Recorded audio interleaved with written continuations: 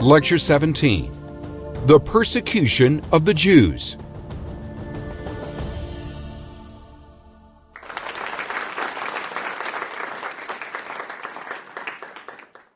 Welcome back. In our last couple of lectures, we've explored turning points that can be nailed down to a very specific moment in time, and coincidentally, both those moments occurred in the year 1215.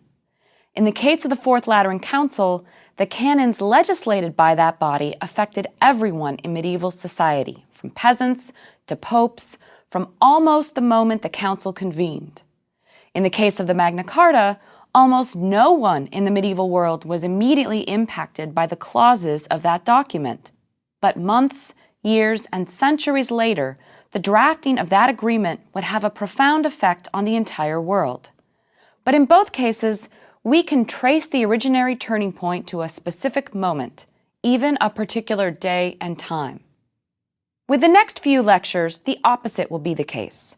These lectures focus on turning points that were rather stretched in their enactment. This is exactly where the vantage point of our modern society comes in handy, because looking back, we can see how certain key events over a long period of time really did mark a change in what the medieval world looked like, and also paved the way for the development of early modern society.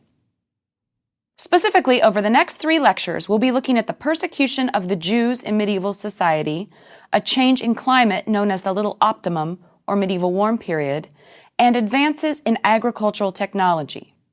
In each of these cases, the changes happened over the course of a couple of centuries, so for those living in the moment, the change wouldn't have been all that obvious. But the world looked dramatically different on one side of that span of years than it did on the other, and today we're going to try to understand why. In this lecture, we'll begin by trying to understand why, between the 11th and 13th centuries, we see in medieval Europe what scholars have called the rise of a persecuting society. Historian R.I. Moore first coined this phrase, and the point he makes is persuasive. It can't be an accident, he states, that we suddenly see a series of violent outbursts towards certain marginalized social groups starting around the 11th century. Lepers, heretics, homosexuals, and Jews, among others, get singled out for condemnation and are routinely and emphatically ostracized from mainstream society. Moore's argument is compelling. These groups really have nothing in common with one another, but their sudden and contemporaneous persecution is far from coincidental. This is not about the behavior of these various groups, but rather it's about a shift in larger social thinking that identifies, defines, and then persecutes them. We could talk about all of these groups at great length, but today we're going to focus on the Jews, as they are the group who most compellingly demonstrate how this persecution came into being and what its long-term effects would be. Like the fall of Rome, the persecution of the Jews in medieval Europe was a turning point that took about 2 centuries to occur, and was a transitional period marked by singular and stunning moments. As we begin this lecture, it's helpful to keep in mind 2 vastly different images from the history of England, which, as you can probably tell by now, is my particular area of expertise. Shortly after taking the throne in the second half of the 12th century, King Henry II of England, who never did anything halfway, ousted all of his Christian banking and finance officials and replaced them with Jewish officials. A little over a century later, in the year 1290, Henry II's descendant Edward I would declare all the Jews expelled from England, and that they were, in sometimes horrible fashion. One account tells of a mercenary ship captain who offered passage to the continent to a community of English Jews, for a fee, of course. After these Jews had booked passage, paid their fare, and been on their way east for a brief while, the captain anchored on a tidal sandbar and ordered them all off the ship. "What shall we do when the tide comes in?" they demanded. "Not my problem," was the answer. And the ship captain left them to their fate. As dramatic examples, These two moments stand in stark contrast to one another and help us see just how much the world had changed in so brief a time. As we discussed briefly in our lectures on the fall of Rome and the Muslim conquest of Spain, Jewish communities had long been an important part of the fabric of the medieval world. They were tolerated when the Roman Empire became Christianized. They were recognized as good public servants and remarkable scholars, and they were not inclined toward proselytizing. There was an understanding that their religious traditions sprang from the same root as Christianity. Likewise, as we saw in Lecture 3, when the Islamic world moved into Spain, the Jewish communities there were tolerated and in some cases embraced because they, like Muslims and Christians, were quote-unquote people of the book. For centuries, Jews were more or less accepted within the mainstream medieval Christian society based on the thinking of St. Augustine, who had argued essentially that while they were not presently in the community of the saved, the possibility remained that someday they could be. He went on to say that their primary sin, their main error, lay in reading too literally. They did not recognize the allegorical prefiguration of the Old Testament in terms of the coming of Christ. But, Augustine reasoned, perhaps they could be taught how to interpret correctly. In the thinking of Augustine and other church fathers, the Jews also served an important function concerning the end of days. They were prophesied to accept conversion when the Messiah would come again. In other words, Christians needed Jews to keep being Jews up until the last second, so their presence in medieval society was generally just fine. During the early Middle Ages, so before the year 1000, Jews worked in a variety of different occupations, from farmer to scholar to blacksmith to miller. Their households were scattered throughout the communities in which they resided, and they were generally accorded the right to practice their religion and to participate in civic life. In part, this was due to protections that had been specifically extended to them by the Emperor Charlemagne as he established his great Carolingian Empire. From about 800 to 1000, Jewish culture was flourishing in much of the medieval West. But by the 13th century, in both secular and religious law codes throughout Europe, the professions available to Jews were limited almost exclusively to those involving money lending or rent collecting. Their homes were all located in a designated part of the city, often surrounded by a wall or otherwise cut off from the rest of the community, and they were forbidden from participating in the political life of their societies. They had been ghettoized. How and why did this happen? We get some clue from the eyewitness accounts of events in the Rhineland in 1096. We saw earlier that shortly after Pope Urban II called the First Crusade in 1095, people from all walks of life took the cross and set off to recapture the Holy Land from the Muslim world. Some set off by sea, but some traveled overland, heading through the Rhineland on their way to Byzantium and then onward to Jerusalem. It seems that some groups of crusaders thought, why go all the way to the Levant to kill infidels when there are some other non-believers right in their own backyards? The result was a series of massacres of Jewish communities committed by groups of crusading forces. In Mainz, Speyer, Köln, Trier, Metz, Bamberg, Regensburg, Prague, and other cities, military forces stopped their trips eastward and engaged in acts of atrocity against local Jews, threatening to kill them if they did not convert to Christianity.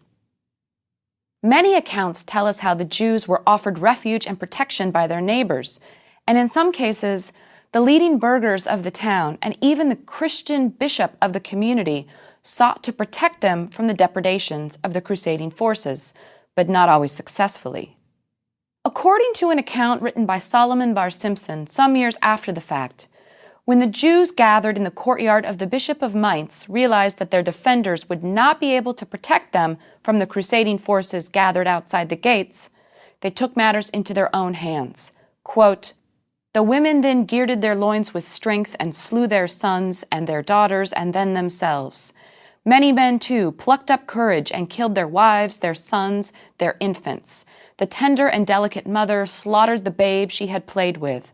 All of them, men and women, arose and slaughtered one another." End quote. It is a horrifying account to read, and it is made all the worse by the fact that what happened in Mainz was far from an isolated incident.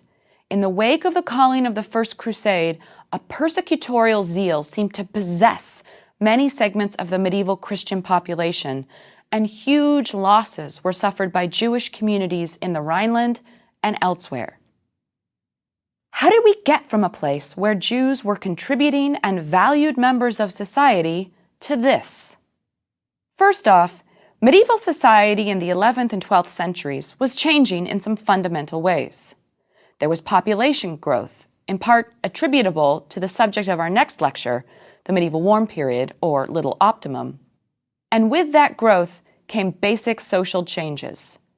More land came under the plow, and that land was quickly claimed and organized in terms of the manorial system of landholding. In this system, a person was usually located somewhere in a hierarchy in which they owed services or payment to the lord or landholder above him and received some sort of payment and services from serfs below. Positions in these hierarchies became solidified not just in terms of status, but in terms of number.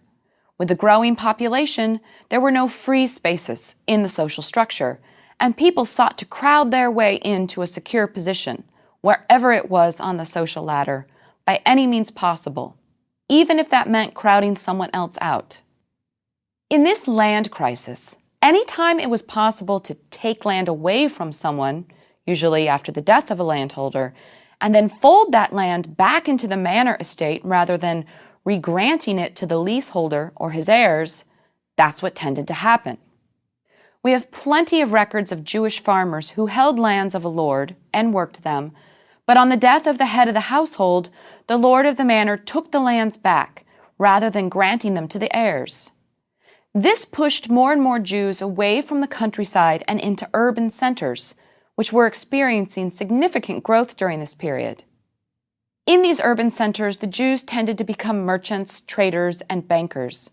Over the course of the 12th and 13th centuries, their options for employment would become even more limited by law, and soon banking, money lending, or rent collection would be the only careers legally available to them. While there were always pockets of medieval society where Jewish communities managed to flourish, this persecutorial mentality was more or less the norm throughout most of the medieval world. And because this is exactly the time that we start to see the widespread appearance of leprosy, probably due to increased travel for trade as well as the growth of urban centers with their close quarters and generally poor hygiene, well, you have a sort of perfect storm of factors coming together to produce a persecuting mentality. Lepers were forbidden from inheriting or passing on land and wealth, and they were also, because of fear of contagion, ostracized from mainstream society and were required to live in leper communities. In many cases, it was just a small step to exclude other groups that made the mainstream of medieval society similarly uncomfortable.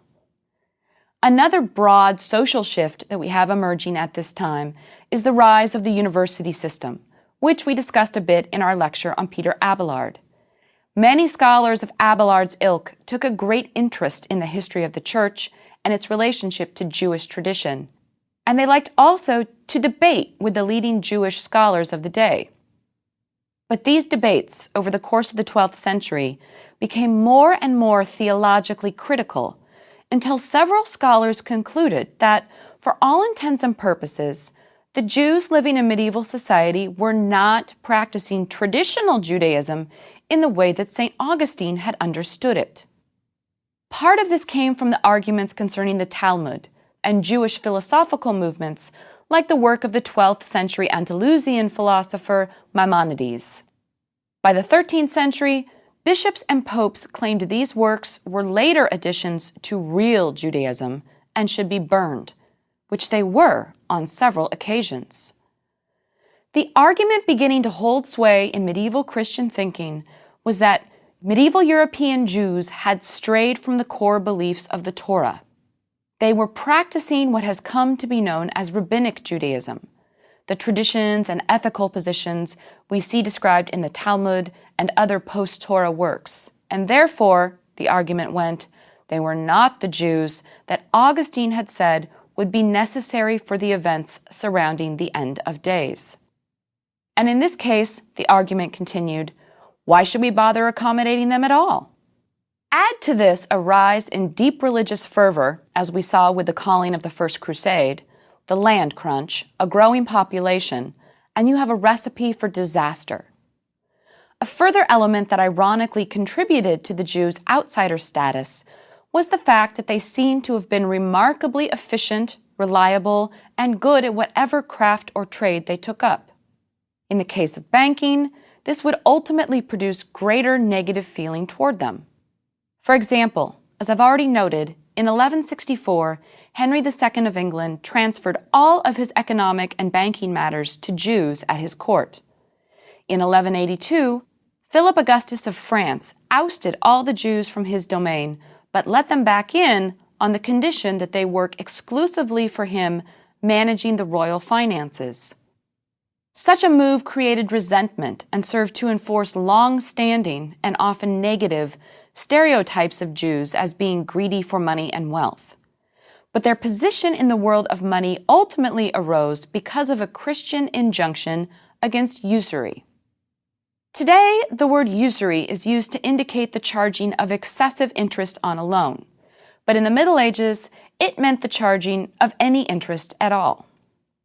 The Church had long held usury to be a sin, building on the ideas of many early philosophers that it was simply against the order of things, unnatural, for someone to be able to receive a return when no goods were actually being exchanged. As you might imagine, without the prospect of earning interest, there was little motivation for anyone in the Middle Ages to make a loan, ever. But medieval people still needed loans, especially in the 12th and 13th centuries, when urban centers were growing and trade was increasing. The de facto solution the medieval world came up with was to allow Christians to obtain loans from Jews. For you see, while the Church frowned upon making money through interest-bearing loans, it didn't seem too concerned about paying that interest to another party within reason. And since Jews were already in a state of sin, what was one more? This was a clever way to serve both religious ideals and economic needs, but it also began to direct more and more Jews toward a profession with which many people had formed unpleasant associations. Once the mentality of persecution had achieved some measure of traction, it began to feed upon itself, to pick up steam, in what became a sort of feedback loop of marginalization and violence toward Jews throughout medieval Europe. There was negative feeling toward Jews, so Jews were channeled toward social positions with negative associations. Because Jews were becoming more associated with negative positions like money lending and rent collecting, more negative feelings toward Jews proliferated. You can see where this is going. As the 12th century progressed, negative attitudes toward Jews increased. As with the persecution of Jews in the Rhineland by the Crusaders, violence would occasionally burst out in startling moments of horrifying brutality, and then they would recede. One such moment occurred in the town of York, England, in 1190. The lead-up to this moment had involved several events which, in retrospect, inevitably moved the Jews toward a violent confrontation with their Christian neighbors. In the late 12th century, Yorkshire was moving away from a simple agrarian rural economy and more toward mercantilism and trade. Therefore, plenty of merchants and nobles in York needed access to cash, to loans. In the 1170s, the leaders of the community actually advocated for Jews, specifically moneylenders, to be moved in to help fuel the fires of the economic engine. Now, as we've already seen, Henry II had long been a protector of the Jews in England, and when he turned all his financial matters over to them near the end of his reign, it caused some resentment on the part of those who were ousted. One can only imagine that this resentment had festered, and when a delegation of Jews showed up to do homage at the coronation of Henry's son, Richard the Lionheart, in 1189, their presence in a group was mistaken, deliberately or not, as a threatening gesture. It seems that some harsh words and taunting between the Jewish delegation and the guards outside the coronation was wildly misinterpreted. Again, it's not clear if this misunderstanding was deliberate or not. And pretty soon, a full-scale riot erupted. In the aftermath, several Jews and Christians were killed. Furious, Richard ordered 3 of the Christian participants to be hanged as punishment. But this was not enough to stem the rising tide of animosity. Almost as soon as Richard headed for the Holy Land on crusade, violence erupted again, this time in York, where that community of Jews had been moved in.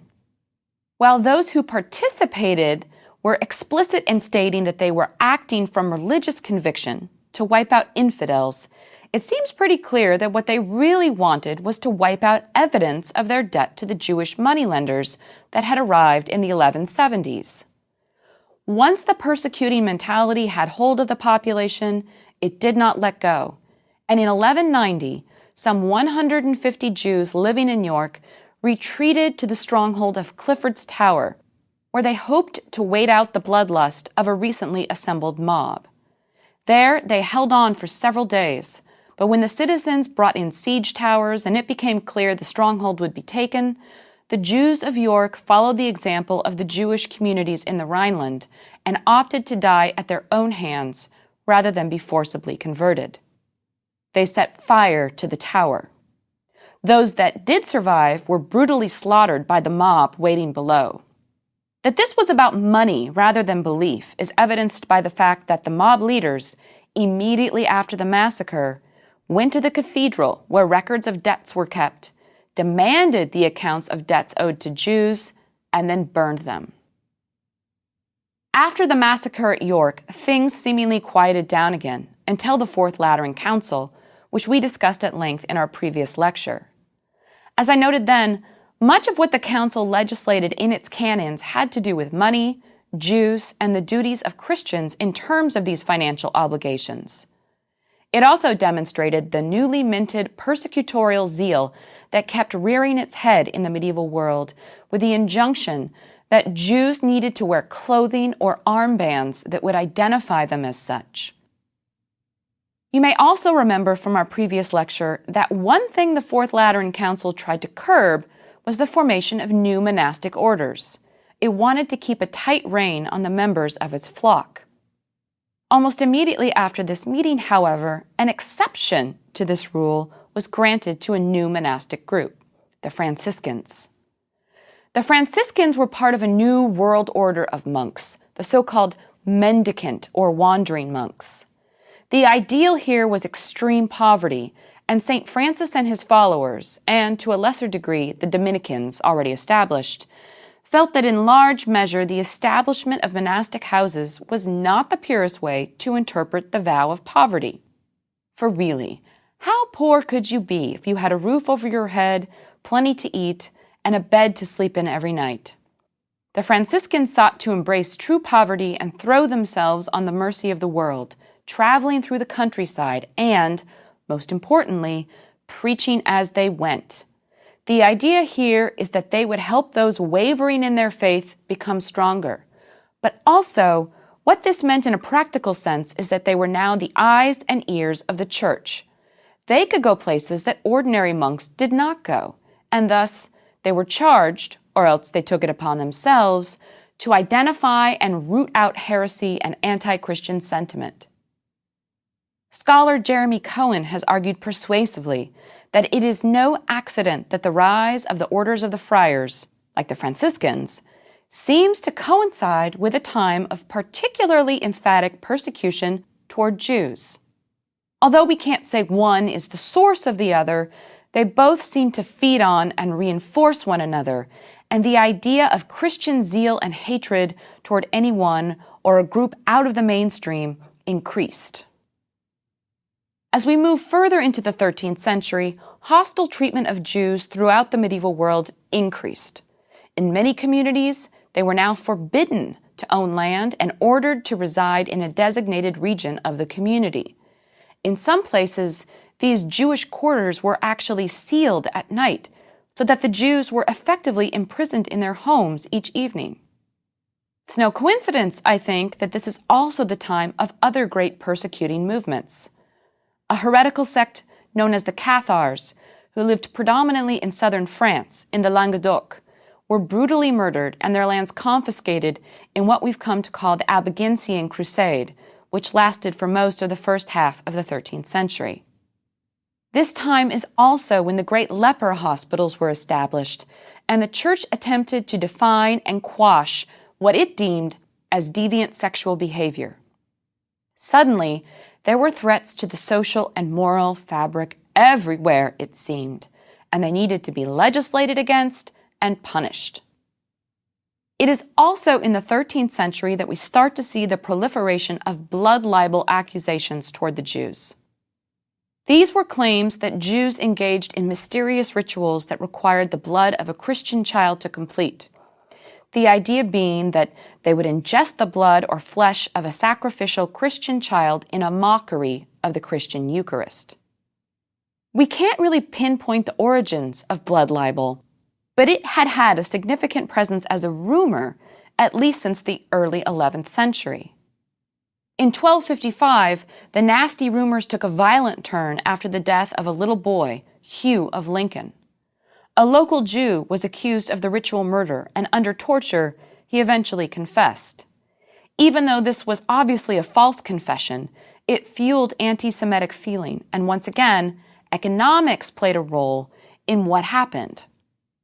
A few months before this occurrence, King Henry III of England had sold his rights to tax the Jews in England to his brother, Richard of Cornwall. Just prior to little Hugh's death, these taxation plans against Jews had sprung up all over Europe, and what they meant, essentially, was that the government had the right to levy a tax on Jewish communities whenever they felt the need. In a difficult position to start with, the Jews had no real recourse. Whenever a tax was levied, they had to pay it. And Henry III decided that he regretted giving his brother the right to tax the Jews, so when he saw the chance to make a little additional money, he grabbed it and proclaimed that if a Jew was found guilty of a crime, all of that person's possessions reverted to the crown. Hugh's death was deemed a Jewish conspiracy and resulted in the arrest of some 90 Jews, 18 of whom were ultimately executed because they refused to throw themselves on the mercy of the jury. All their property was also confiscated. This was the first time that a civil governing body, not a religious one, had handed down a conviction for ritual murder, but it certainly wouldn't be the last. The story of little Hugh of Lincoln became popular in England and beyond, with many visitors to his grave reporting miracles. This only fueled the growing anti-Semitism in medieval society, and around a century after his death, the story of Hugh of Lincoln and the Jews was retold in Geoffrey Chaucer's Prioress's Tale, one of the most famous of the Canterbury Tales. One might think that this would add still more fuel to the fire, but by the middle of the 14th century in Chaucer's native England, there was actually no fire to be fueled. There were no more Jews.